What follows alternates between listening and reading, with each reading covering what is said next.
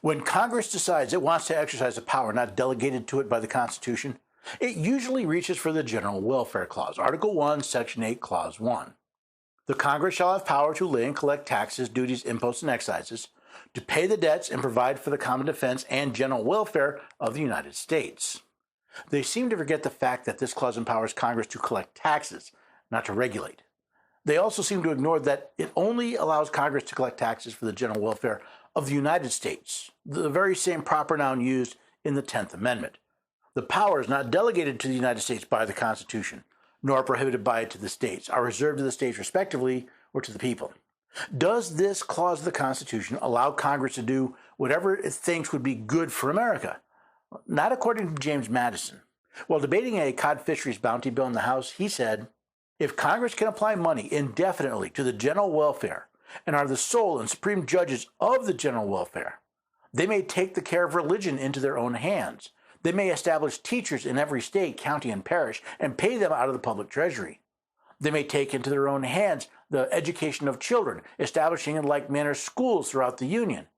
They may assume the provision of the poor. They may undertake the regulation of all roads other than post roads. In short, everything from the highest object of state legislation down to the most minute object of police would be thrown under the power of Congress.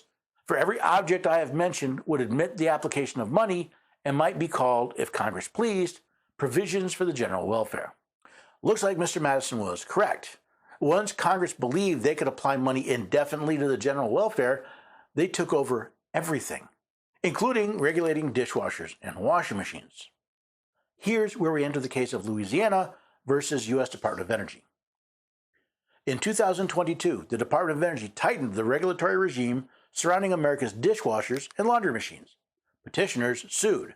The department's actions were arbitrary and capricious, so we grant the petition and remand to the department.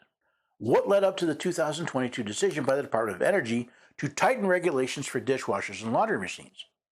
Why did several states, including Louisiana, Alabama, Arkansas, Kentucky, Missouri, Montana, Oklahoma, South Carolina, Tennessee, Texas, and Utah, file suit? In 2018, the Competitive Enterprise Institute submitted a petition for rulemaking to the Department of Energy, DOE or the department. According to CEI, the department's burdensome energy regulations made dishwashers incapable of, well, washing dishes. CEI asked the department to define a new class of dishwasher under the Energy Policy and Conservation Act of 1975. CEI proposed that the new class should be comprised of dishwashers with a normal cycle duration of under 1 hour. CEI anticipated that the new class might offer better performance than currently available machines, in part because it would not need to comply with the energy and water restrictions otherwise applicable to consumer dishwashers today. Apparently, the Competitive Enterprise Institute thought of a way to get around the DOE's restrictions on energy and water usage. They petitioned the DOE to make a rule that would create a new class of dishwasher that would not need to comply with DOE's energy and water restrictions. DOE responded favorably to CEI's petition.